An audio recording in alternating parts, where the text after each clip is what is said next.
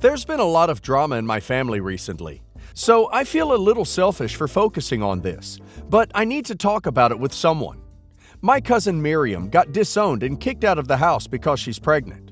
Our family are Muslim, so her dad is acting like she cased someone right now. My parents took her in, so they're facing a lot of backlash from the family too. My parents asked me and my sister to visit her regularly to try and make her feel better, which we've been doing. I guess us being so nice to her made her feel guilty because she broke down crying yesterday and told me how she tried to steal my husband, at the time fiancé, from me. She told me her parents encouraged her and her sisters to try and steal my husband away from me. They fed them a lot of nonsense to justify it.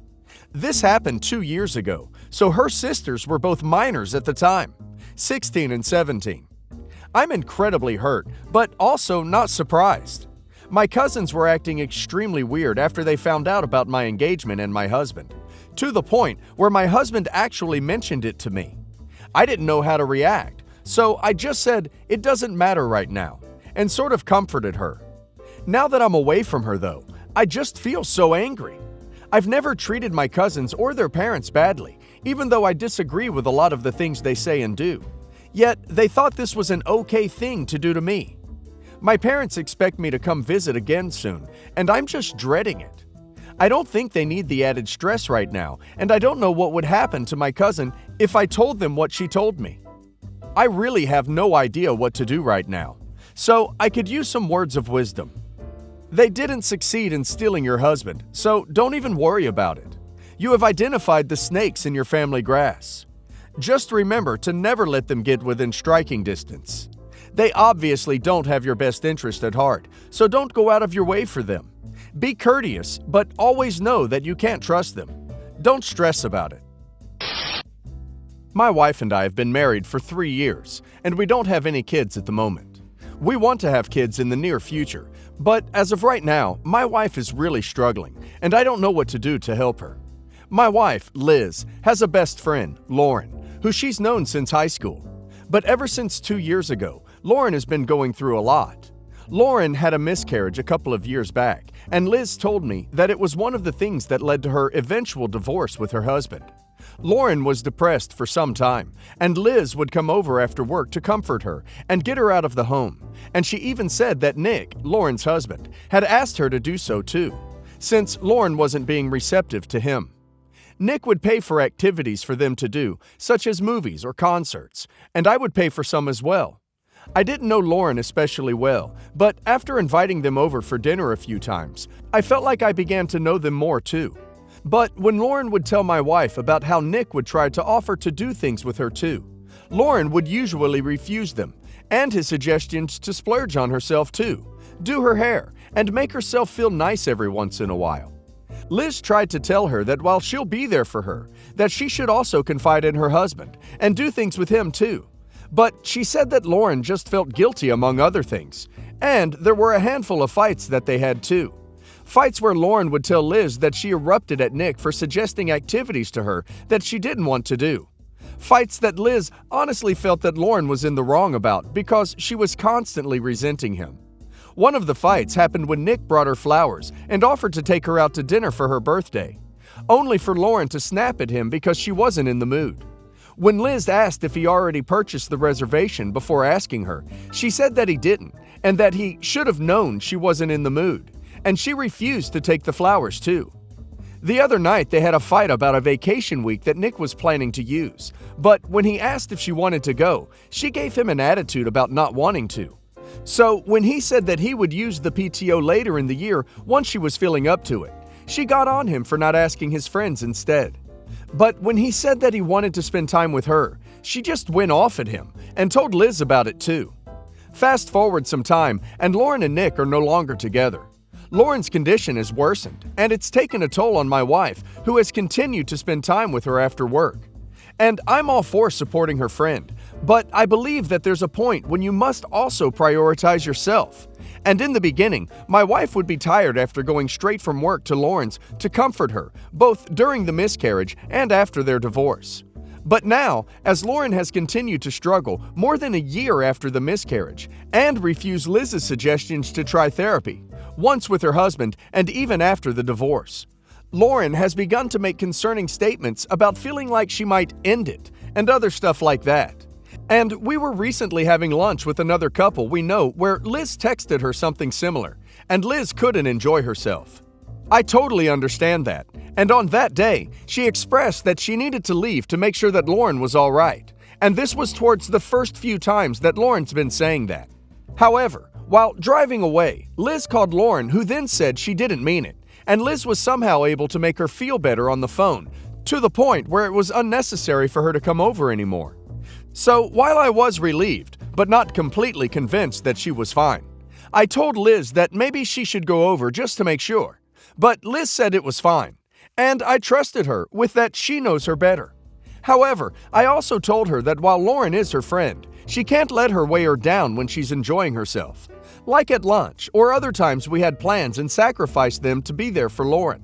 And that if Lauren refuses to get help time and time again, there's only so much you can do. And you still have to live your life. And while she said that she agreed in the moment, it's gotten a lot worse the past few weeks at work, to the point where she lost her job. And I'll try to explain why. Ever since the day where Lauren said she might end it at lunch, my wife has stopped telling me about the specifics like she used to. And while I understand that she never had to include me in the complicated details between her and her friend, it started to affect her at work consistently, to the point where she's left work early to check on her over concerning messages that she no longer wants to show up. And I only found out about it because she was fired. She had a full-time job, but after she was fired, after several warnings, and nights where she'd come home and be distressed while not telling me why when I asked, she finally told me that she's been leaving early to visit Lauren, and finally showed me a bunch of similar messages to end it from the other day. And she's really been affected by Lauren's condition a lot. However, I told her that that's not an excuse for the lack of communication. And I told her that over the past few weeks too, ever since she started to somewhat ghost me at home for apparently what I said after the lunch, she showed me messages that pretty much proved she was going over there, as well as many calls that happened in her car during work hours too. However, we have bills to pay, and while I figured that maybe she was just down and stressed from work when she went quiet, she's begun blaming me for Lauren's condition of late and saying that I encouraged her to neglect her, when that's not the case. I told her I don't think Lauren is a healthy friend because she's always affecting her mood, even when they're not together. Not to mention how she refused to seek therapy or better herself over a year since this miscarriage. However, she now sees me as the enemy because of those comments, and I don't know how to make her stop ignoring me of late again. I felt scared to tell her not to see Lauren anymore after we left the luncheon because of the possibility of cutting off Lauren's only support and having her maybe do something like she said and having that on my conscience. But I'm starting to second-guess myself after everything that's happened, and I just want to ask what I should do from here, since she's not talking to me and thinks I'm not supportive of Lauren's condition, and I really feel like I'm losing her. From not eating dinner with me to not talking to me from long stretches, she sees me as the enemy, and I don't know what to do. Those are some pretty huge red flags. It sounds like Lauren has triangulated Liz into us versus them situation. You or anyone who will come between Lauren and Liz being them. The fact that Liz is putting her own life and well-being on the line to keep Lauren happy is quite scary. Instead of telling Liz to do things, switch tactics. Ask questions. Ask her if she realizes your marriage is in danger. Does she realize that by pushing you away, she's hurting you? Does she care that she's hurting you? Etc. Give her freedom to make her own choices by provoking thoughts. In any case, consult someone who specializes in narcissistic, codependent relationships. Unless Liz and Lauren are in a relationship that's more than a friendship, this situation seems like brainwashing. Update. A lot of people said that the proper word that describes her relation to Lauren is codependent, and I honestly agree. Some suggested that I leave for a few days to take a break and think about what I'm getting out of the relationship post Lauren's miscarriage that sparked the dramatic behavior change in my life.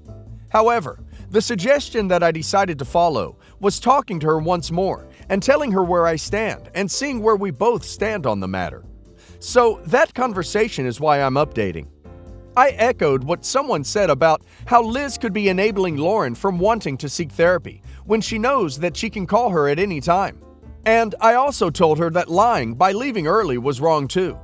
I also told her that we needed to discuss her next job, but she said that she'll get it when she wants to, because it's my fault that she had to sneak around in the first place. And she also disclosed something new. She said that she is an empath and that she and Lauren are pretty much the same person. So when I criticized Lauren, I was criticizing her. She also said that I am someone who doesn't prioritize mental health because I criticized Lauren, and that if she hadn't lied and sacrificed her job to be with her, Lauren might not be here, and it would be my fault.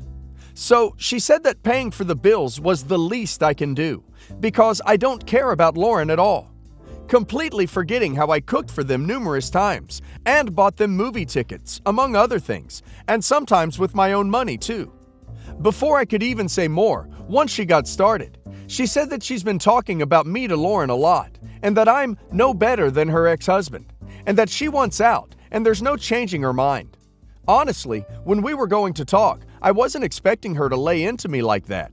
I didn't expect it to be roses, but I really didn't expect her to get at me like that.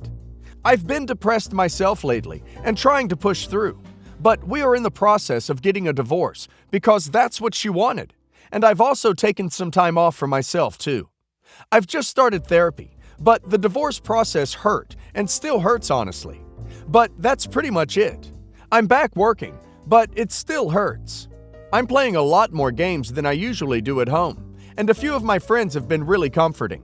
But it hurts, and I want to ask for any advice on moving on from such an ugly end to everything, if anyone has any suggestions. But that's pretty much it. She was done before I could even get that far, and even push for counseling together like someone else had suggested too. I am a very time and money poor working professional, currently working a high-stress job in which I get minimal vacation.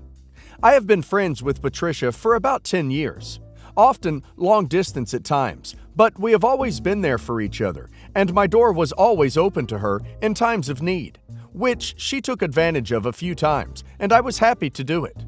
She has been dating and engaged to her fiancé for a couple of years, and is currently living in a town that is 12 hours drive from me, 4-hour flight. We obviously don't see each other much these days, which is fine. It's the nature of adult friendships. I am very happy that she has found a partner that she loves and who loves her back. She deserves it. As long as she is happy, then I couldn't be more happy for her. I was very looking forward to meeting her fiancé at the wedding. Patricia recently sent me an email in which she stated that fiancé and I have decided to only invite people to the wedding that we both have met. You can come visit us before, date. If you don't, then you won't be invited to the wedding. My immediate reaction was basically that will be very difficult for me, but I will let her know when I can make it. But then as time went on, the request really grated on me. Of course, she can invite whomever she would like to her wedding. That's the magic of weddings. But it's really sad to me that knowing my job and my salary, she would think that this would be a reasonable request. I don't have time off, and I don't have the money. Just getting time off for the wedding was hard, but as she had told me the date 9 months in advance, I was able to manage getting a weekend off. Asking me to either drive 24 hours round trip or pay for a flight just to meet her fiancé to have him approve of me for the wedding invite? If I were that important to her, then I feel she would understand why this was hard for me and would have fiancé talk to me on Skype or something if it were really that important that he see me, that I wasn't a figment of her imagination. I don't know. It's just so awkward that I haven't really talked to her since. I'm tempted to say duck it and just see this as an adult friendship petering out. Am I taking this too personally? Why don't you let her know you don't have the funds or vacation time to come visit and ask if you can be introduced and have a virtual hangout via Skype or FaceTime or something? Frankly, it's crappy etiquette of her to have sent you a save the date and now be making your invitation conditional. My eyebrows raised in the direction of the fiancé who imposed this after-the-fact benchmark. About a year ago, my sister, G, 23, bought a BMW she couldn't afford. She also had a bad habit of getting expensive items for TikTok and Instagram posts. I lucked out on hitting the jackpot with my wife and job. My wife typically makes a lot more money than I do, but she's currently on bed rest with a difficult pregnancy. It has been almost 2 months. It will last the rest of the pregnancy. She has inherited aplastic anemia. While we have some savings, we live within our means with 2 paid-off cars and a nice 2-bedroom house.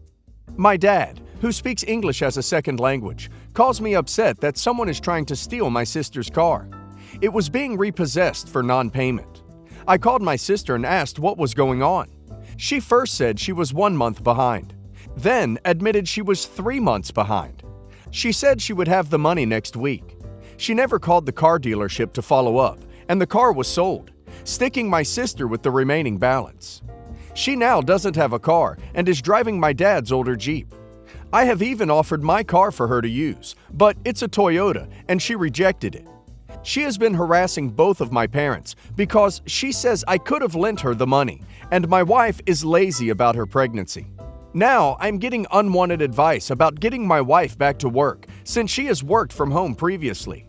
My wife is sick. I'm already worried about her health. She's losing weight around the 6 months and isn't eating well. My sister has told me our mom had 7 kids, and my wife is milking the pregnancy for attention. At this point, I cut my sister off and stopped going to my parents' house, where she lives. A few family members think I'm an a-hole for not helping my sister financially with a car that she couldn't afford in the first place. Not the a-hole. Your sister sounds like an entitled brat. You do not owe her anything. Her lack of concern for your wife and her unborn niece, nephew, is incorrigible. She is an adult now and needs to start acting like one.